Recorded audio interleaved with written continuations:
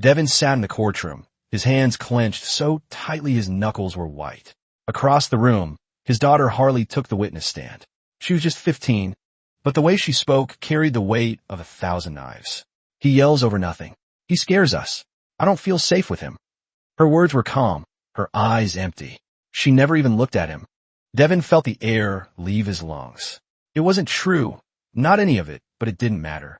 The judge believed her. Everyone did. Josie, his ex-wife, sat smugly beside her lawyer. Devin had evidence of her affair, but it was Harley's voice that sealed his fate. The court awarded Josie full custody. He was reduced to supervised visits, like a stranger in his children's lives. What hurt most wasn't losing the legal battle. It was losing the trust of the girl he once read bedtime stories to. The same girl who once held his hand and called him daddy like he was her whole world. Now, she acted like he was a danger, a threat, as if the years they'd shared never happened.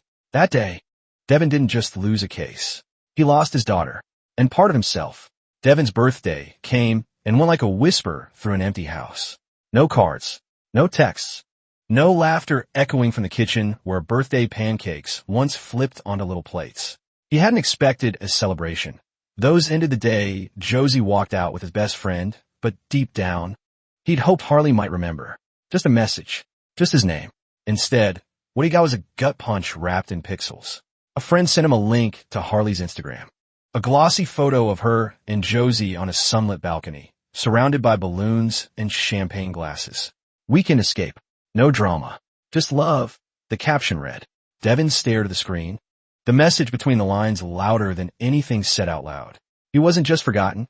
He was deliberately erased. What twisted the knife deeper was Harley's smile. It was the same smile she used to give him after winning a soccer game or eating too much cake. Now it belonged to someone else. Someone who had turned his daughter into a stranger. He clicked through the photos slowly, each one a reminder that while he marked his birthday alone, they celebrated freedom from him. He wasn't angry. He was hollow. Birthdays used to mean something. Sticky kisses, scribbled cards, bedtime stories. Now, they were just another reminder of what he'd lost. Not to death, not to distance, but to betrayal. A betrayal so smooth, it looked like love in photographs. And that, Devin thought, was the cruelest lie of all. It happened on an ordinary Tuesday, under the harsh white lights of a downtown bookstore. Devin was flipping through a novel he didn't intend to buy, something about memory and forgiveness, when he looked up and saw her. Harley, his daughter, now nearly grown, her hair tied back in a loose braid, a backpack slung over one shoulder, her face older, sharper. She stood just a few feet away, flipping through a poetry collection. For a moment, Devin didn't breathe. His first instinct was to call out, to say her name like he used to, gently, warmly, with all the love that had gone unsaid for years. But something in him hesitated, and then she looked up. Their eyes met. For the briefest of seconds, time stalled. Her lips parted, her eyes flickered with recognition, and then she turned. No hesitation, no greeting, no anger, just indifference. She walked away as if he were a stranger in a crowd. Devin stood there, his heart thudding like a drum in a hollow chest. The book in his hand slipped from his fingers and landed softly on the carpeted floor. It wasn't the silence that hurt. It was how familiar she made it feel, like he'd never been in her life at all. He left the store without buying anything, his soul a little heavier than when he entered. That day didn't just wound him.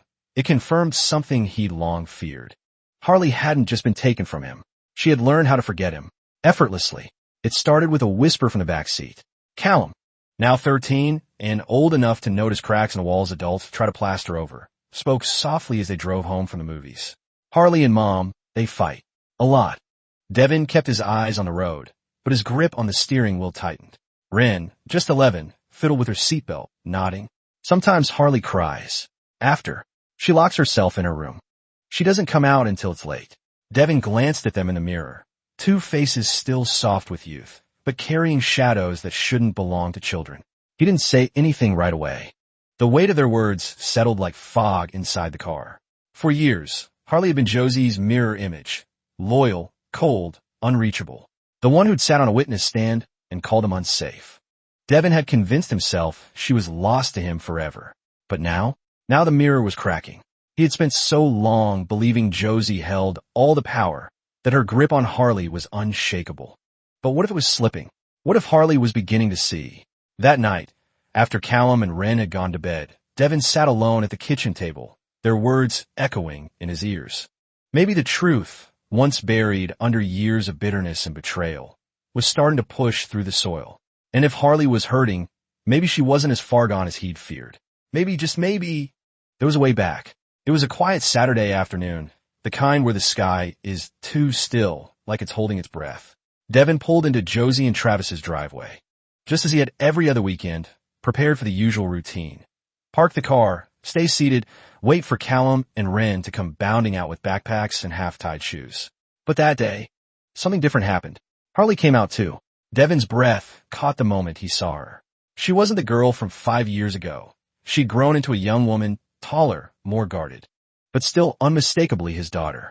Her eyes darted nervously as she walked toward the car. Callum and Wren paused near the porch, sensing the shift, the tension. Harley approached the window, but with desperation. Devin didn't even blink. He didn't roll the window down. He didn't soften. All the pain, the courtroom lies, the birthdays missed, the moments lost, it surged in his chest. But he didn't stop. Couldn't stop. He had waited years for her voice. And now that it had come, it was already too late, for that moment, at least. The box arrived one morning with no return address. Just his name written in handwriting he hadn't seen in 5 long years. Devin stood at the door for a moment, heart thudding, before carrying it inside. It was a simple cardboard box, the kind used for old photos or forgotten keepsakes. Inside, he found a stack of letters, each dated, folded with care, some stained with smudged ink, others barely sealed. The first envelope read, "I don't expect you to forgive me, but I need you to know what I couldn't say then." As Devin read, time folded in on itself. These were Harley's words, letters she'd written over the years but never sent. In one, she confessed to lying in court because she thought it was the only way to keep her mother from breaking apart. In another, she recalled dreams where she ran into his arms but woke up crying. She wrote about birthdays spent wondering if he still remembered her favorite cake. About nights she'd hover over the call button on her phone but never press it. One letter ended simply, "I was scared of losing her, but I lost you instead." Devin sat in silence. Pages spread around him like fragments of a shattered past. The box was more than a confession. It was a time capsule of guilt, longing, and buried love. For the first time in years, he felt something crack open in his chest. Not anger, not grief, just something raw, and maybe a glimmer of hope. The hospital room smelled faintly of antiseptic and wilted carnations. Harley sat beside her grandmother's bed, hands folded tightly in her lap, unsure whether she belonged there. It had been years, silent, bitter years since she'd last seen her. But when the heart attack came, something inside Harley broke loose. She'd come without telling Josie. Her grandmother stirred, eyes fluttering open, and for a moment, the tension melted. "You came," she whispered, her voice thin but warm. Harley nodded, unsure of what to say. Then came the stories, soft, trembling truths spilled between beeping monitors and the quiet rhythm of 4 drips. Her grandmother spoke not in anger, but with aching honesty. How Devin had fought for custody, how he wept when Harley chose silence, how he never stopped asking about her. "He never hated you," she said. "He just didn't know how to reach you through all the noise your mother created." Harley's throat tightened. She had never heard these things. Josie had always claimed her grandparents were liars, manipulators. But here, in the frailty of a hospital bed, Harley saw no lies. Only a woman heartbroken by the weight of years stolen by deceit. When she left the hospital that evening, the world outside felt louder, harsher. She sat in her car and wept, not for her grandmother's condition, but for everything she'd been kept from. In that sterile room, truth had finally broken through, and Harley realized she'd spent years hating the wrong parent. And that revelation would change everything. Devin was cleaning out an old drawer in the garage when he stumbled upon a forgotten phone, his backup from years ago. The battery was dead, the screen scratched, but on a whim, he charged it. As it flickered to life, a single notification blinked at him, one unheard voicemail. He pressed play, expecting a telemarketer or pocket dial. Instead, he heard a voice he hadn't heard in half a decade, soft, uncertain, trembling. It was Harley. "Hi, I know you probably don't want to hear from me. I don't know what to say. I'm sorry. I didn't mean to hurt you. I miss you, even though I said I didn't." Her voice cracked. I didn't know what was true anymore. I just wanted everything to stop. I wanted to go home. The message was time-stamped only days after the court hearing, the one that had ripped her from his life. Devin sat motionless, phone pressed to his ear, heart unraveling. She had tried to reach out. While he was drowning in grief, while he believed she'd cut him off without a shred of remorse, she had called. But he'd never heard it, never knew. The universe had tucked that message away until now, waiting for the right moment to reopen an old wound with new light. Tears welled in his eyes, not just for the pain, but for the quiet, buried truth of it all. She had wanted him, even then. And somehow, that changed everything. Not the past, but maybe the future. The phone call wasn't planned. Devin had rehearsed it in his mind 100 times, but when he finally dialed Josie's number, there was no script, just years of bottled silence ready to spill. She picked up on the third ring, her voice laced with false sweetness. Devin, everything okay? He didn't waste a second. We need to talk. About custody. About money. About everything. Her tone shifted instantly, brittle and defensive. Now's not really a good time. Work's been crazy, and the kids. He cut her off. No more delays. I waited 5 years for things to calm down. They never did. I'm done waiting. There was a beat of stunned silence. Then she tried to stall, asking for a few weeks to figure things out. But Devin had leverage now, and he knew it.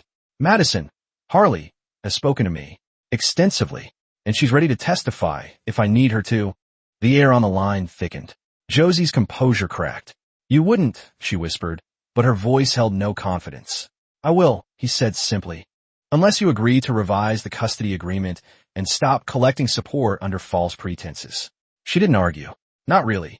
She just asked for time. For the first time since their marriage unraveled, Josie sounded unsure. Vulnerable. The power dynamic had shifted. Devin felt it in his bones. He wasn't the man she once steamrolled in court. Not anymore. Now, he was a father with truth on his side, and nothing left to lose. It was a quiet morning, the kind that felt suspended in time. The sun filtered gently through the kitchen window as the smell of pancakes filled the air. Devin stood at the stove, flipping golden batter onto plates, listening to the laughter drifting in from the living room. Callum and Wren bickering over who got the bigger piece. And then there was Harley, sitting at the table, hugging a warm mug of cocoa. She didn't speak much, but her presence alone felt like a miracle. For years, he had imagined this moment. His children together, under one roof, safe, laughing whole. There were still shadows between him and Harley, but they no longer loomed. They softened. She looked up at him as he placed a plate in front of her and offered a small smile. Thanks, Dad. It was simple, ordinary, but it carried a weight that nearly undid him. No court ruling, no legal agreement could ever compare to this. A second chance, quietly unfolding across a breakfast table.